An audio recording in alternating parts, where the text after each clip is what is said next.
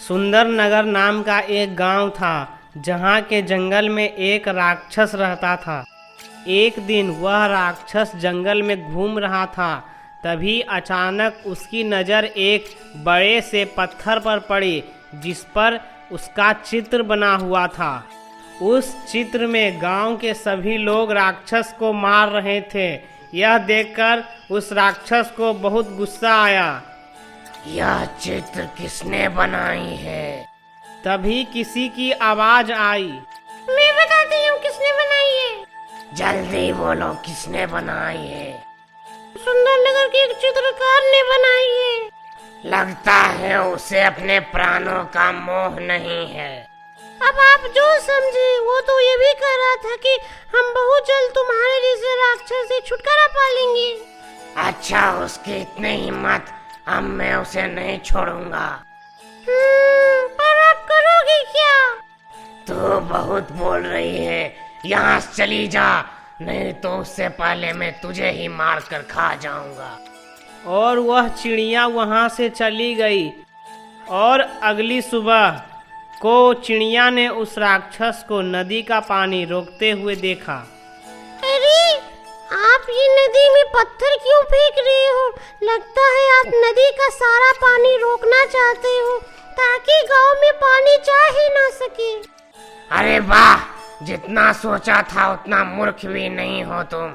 और यह भी जान लो, मैं सारा नदी का पानी जमा करके रात को छोड़ दूंगा, जिससे सारा गांव डूब जाएगा और सभी लोग हमेशा के लिए सो जाएंगे। बहुत मजा आएगा। हा हा हा हा। पर वो चित्र तो चित्रकार ने बनाया था और आप उसकी सजा पूरे गांव वालों को क्यों दे रहे हो? तू बहुत बोल रही है, यहाँ से चली जा, नहीं तो उससे पहले मैं तुझे ही मार कर खा जाऊंगा। और वह चिड़िया डर के मारे वहां से चली गई। तभी रास्ते में उसकी मुलाकात एक शिकारी से होती है जो उस पर हमला करने लगता है। मुझे मत मारो, मुझे मत मारो, तुम्हारी जान खतरे में है। तुम्हें कैसे पता मेरी जान खतरे में है? तब उस चिड़िया ने शिकारी को सारी बात बता दी। अब दोनों नगर की ओर चल दिए लोगों को सावधान करने के लिए। उन दोनों ने गांव वालों को सारी बात बता दी। अब सारे गांव वाले परेशान हो गए थे क्योंकि उनके पास गांव छोड़ने के अलावा कोई भी रास्ता नहीं बचा था। किसी को भी कोई उपाय नहीं सूझ रहा था। तभी मेरी दादी आप सबकी मदद कर सकती है, आप सब उनके पास चलिए। ठीक है, हम चलेंगे। गांव वाले चिड़िया के साथ पीछे पीछे चलने लगे। चिड़िया ने अपनी दादी को सारी बात बता दी। आप सभी गांव खाली कर दो। यह आप क्या बोल रही हैं? मैं बताती हूँ।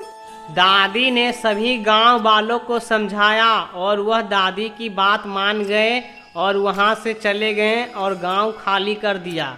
और वह चिड़िया उस राक्षस के पास। ओए चाचू, तू फिर आ गई। अरे, मैं तो आपकी मदद करने के लिए आई हूँ। आप थक गए होंगे, इसलिए मैं आपके लिए खाना लाई हूँ। नहीं, जब तक मैं इस गांव को खत्म नहीं कर दूंगा तब तक कुछ नहीं खाऊंगा। पर किसे खत्म करोगे चाचा? आपके डर से तो पहले ही सारे गांव वालों ने अपना घर छोड़ दिया। क्या सच में? अगर आपको विश्वास नहीं होता तो चलकर देख लो। अगर ये बात झूठी निकली तो तुम आज जिंदा नहीं बचोगी। ठीक है। फिर दोनों वहां से उस गांव की ओर चले जाते हैं। देखो, आपको यहाँ इस गांव में कोई दिख रहा है? हाँ, तुम बिल्कुल ठीक कह रही हो। हम तुमसे बहुत खुश हुए। मांगो, क्या मांगती हो? मुझे आपसे कुछ नहीं चाहिए, आप बस इस सेब को खा लो। भला एक सेब से मेरा क्या होगा? ठीक है, तब तक आप ये खा लो, मैं आपके लिए और लेकर आती हूँ। ठीक है, जल्दी लाओ। राक्षस उस सेब को खा लेता है और थोड़ी देर बाद उसे नींद आने लगती है और वह सो जाता है। चिड़िया इसी पल की प्रतीक्षा में थी। वह जल्दी से उड़कर पहाड़ी के पीछे छिपे लोगों को सूचना दे देती है और अगले ही पल पहाड़ से उस राक्षस पर तीरों की वर्षा होने लगती है।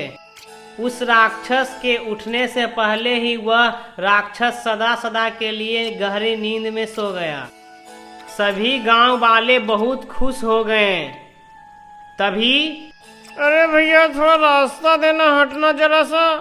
अरे कौन हो तुम? हमने तो तुम्हें पहले कभी नहीं देखा। वो सब मैं बाद में बताऊंगा, पहले मुझे मेरा अधूरा काम करने दो। उसने अपनी झोली से अपना पेंट ब्रश निकाला और उस राक्षस के चित्र पर एक चिड़िया का भी चित्र बना दिया। ओह, वो तुम ही थे जिसने उस राक्षस का चित्र बनाया था? हाँ, मैंने ही बनाई थी। पर क्यों? क्योंकि मैं चाहता था कि तुम लोग उस राक्षस से नहीं डरो, उसका सामना करो जैसा तुम लोगों ने आज किया। अच्छा, और ये चिड़िया का चित्र?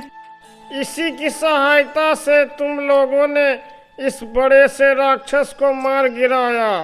ये चित्र सदैव याद दिलाता रहेगा कि संसार का छोटे से छोटा प्राणी भी महत्वपूर्ण कार्य कर सकता है। और सभी ने उस नन्ही चिड़िया का हाथ जोड़कर धन्यवाद किया। तो यदि निष्ठा सच्ची हो तो कनिष्ठा से भी पर्वत उठाया जा सकता है।